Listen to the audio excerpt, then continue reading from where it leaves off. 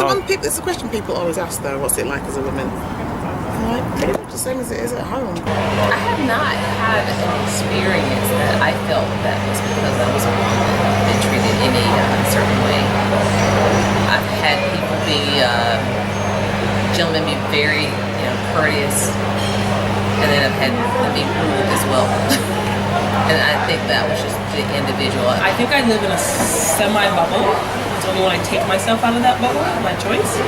So, I'm a working woman at that. So I have a job, I work at a hospital, and from that aspect, it's fine thus far.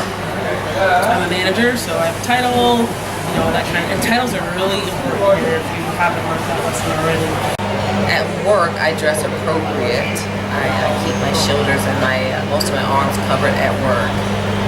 And I don't feel restricted in doing so. I just feel I'm in their country, and it's just my way of respecting the dress code here. But for the most part, I'm also an expat woman, so I think it's a little bit different, and I'm a Canadian, right? They think I'm American or they assume or whatever, but I got a job, I got my own bank account.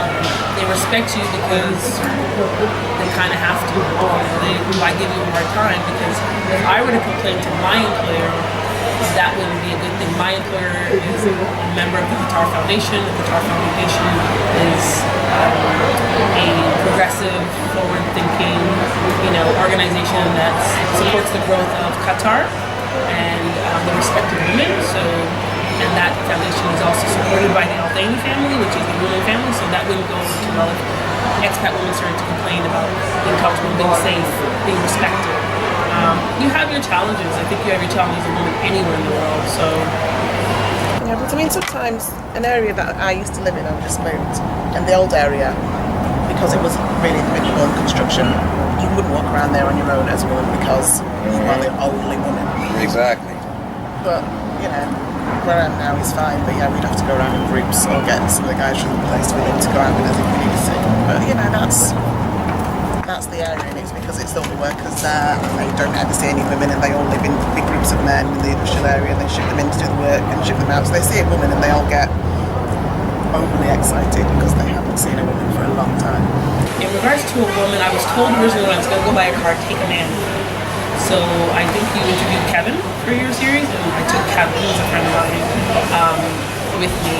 And funny enough, I ended up having a women's sales agent because I went to a Mitsubishi dealer, and they had a female Filipino who was my salesperson. She wasn't very good, but that's fine.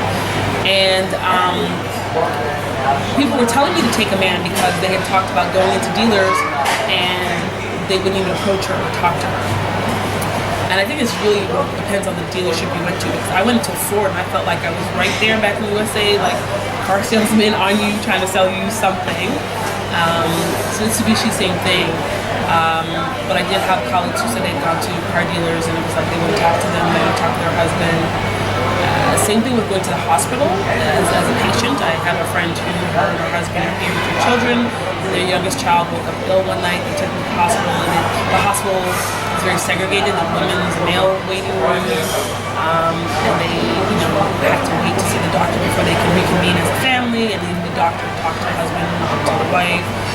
When I first came, we chuckled at it in terms of like segregation because we would go do our paperwork for like our visa stuff or our driver's license, and I've been kicked out of male waiting. Very politely, but I've been kicked out of waiting areas where I didn't realize I was sitting in the men's section. So, for example, we go do our e-gate card. Your e-gate is your card that your Qatar ID, and you can get a chip in it that allows you to do things freely. Like, for example, customs in and out with ease. So we go to do it, and my colleague, there were 5 of us, and there was one other woman. She went before me in the line, and when I turned around, she was sitting in this waiting section.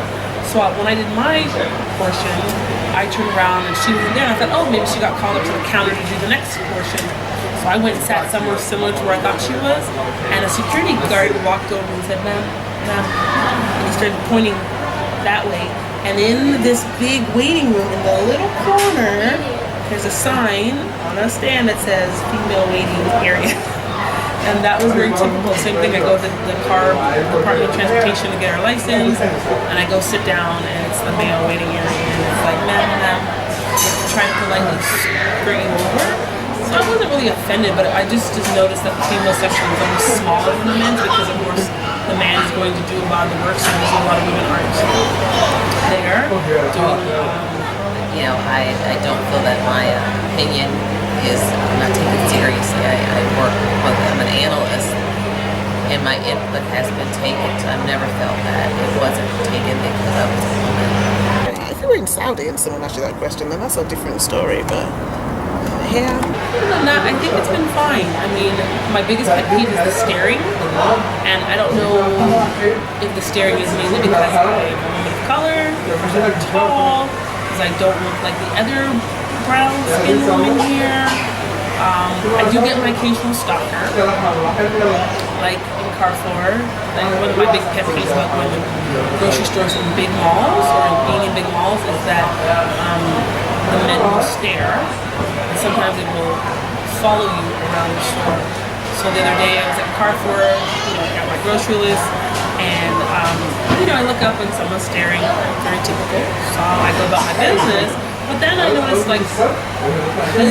I'm in the produce section, he's in the produce section. I'm in the fish section, he's in the fish section.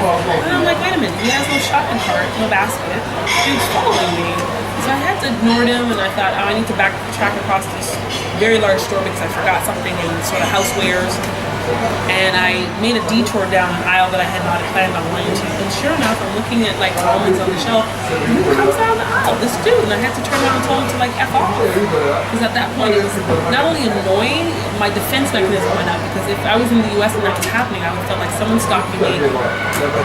Stranger danger alert. And I would have told him to fuck off back then too. So that's really what it was. I mean, I don't mind the stares because I think, I'm almost 6 feet tall. My hair isn't I'm not covered, I'm not veiled. So I don't like the stares. I kind of expect them. And there are a lot of people who've never really seen a woman of color, so to speak. So there are brown complected white women, but a lot of them are veiled or wear the niqab, so you don't even see their face. So it is this whole taking in of you. You're just different. You're shaped different. You look different. You even talk different. And so you kind of expect that. When I was walking to and from work a lot, they would stare. And someone said they're just staring at you because nobody walks anywhere in Qatar. So yeah, you are an oddball because you're walking. I mean, how many times you see women walking in Qatar down the street, so to speak? So for every department, almost every department in the hospital, there is a male area as well as a female area. Because of my job, I am not limited to just the female area. I have to go to the male areas to do my job, especially if there's an issue with their IT, the healthcare IT system. So that hasn't affected me. I see it. I do notice that this is a culture where the sexes are very separate.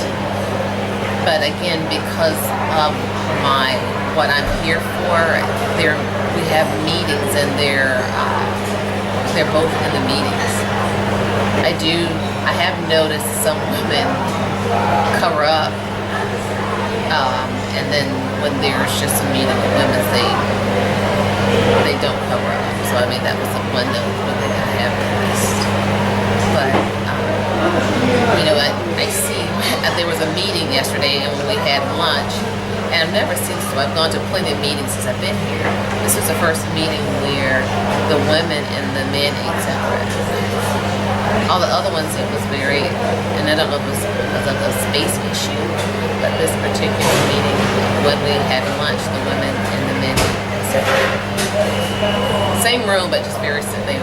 So it's a very separate culture. I've not gone to the coffee shop in the hospital, and there's a male waiting. There's a male area and there's a female area in the coffee shop. So I see it, but in the environment that I work in,